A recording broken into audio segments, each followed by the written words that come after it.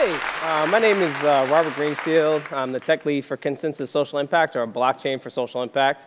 And we only focus on how to apply blockchain, the use of cryptocurrency, to impact projects, so direct impact projects.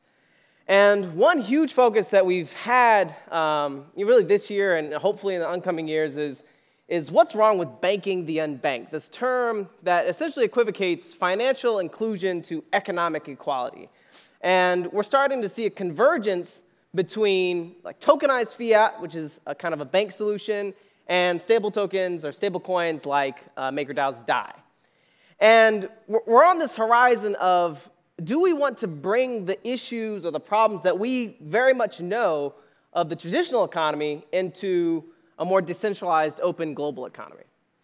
And this, again, brings us to this argument of, OK, what types of problems are there when you talk about things like tokenized fiat? How can banks appropriately take advantage of decentralization and the operationalized quality of blockchain, but at the same time maintain their current business model?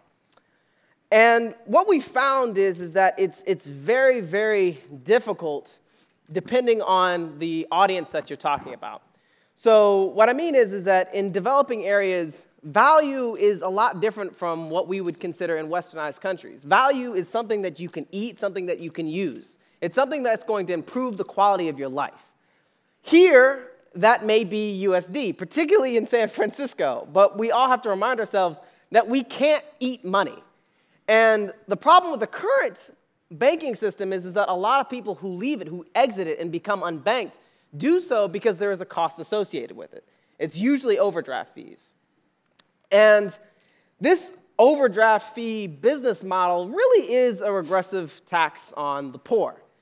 And it really communicates to us how much ownership, how much sovereignty do we have over our own assets. We talk a lot about self-sovereign identity with things like Uport and Civic, but we don't talk much about self-sovereign finance. So having complete control over your money. An example would be using an Ether wallet, right? You have complete control as long as no one else has your private key to that money. The issue is that Ether is a terrible store of value, and so is Bitcoin. And we need to find better ways to transact value in a more stable way. So there are cons and pros of both of these. I would say the cons on the banking side is that fractional reserve banking is double spending, right? Creating a loan and having essentially the same representation of money in two different places, you're not supposed to do and shouldn't do, kind of defeats the whole purpose in blockchain. So another thing that we also know is that we're all progressing toward this cashless economy. So we have kind of these somewhat opposed solutions that need to work together to help not only banks be more efficient, but also the unbanked gain access to liquidity a lot more quickly than they usually do. So our future of what financial self-sovereignty could look like is that in emerging markets, they do use something like DAI, but in trans-bank transactions, they use something like tokenized fiat. And again, tokenized fiat is just like the US dollar was based off of gold and has long since not been. You would have a token based on the fiat currency of that particular nation state.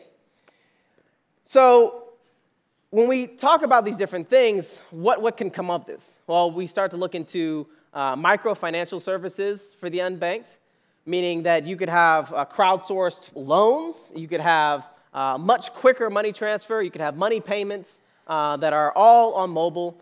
And it somewhat changes the dynamic and access to also how organizations send international aid to areas like Syria.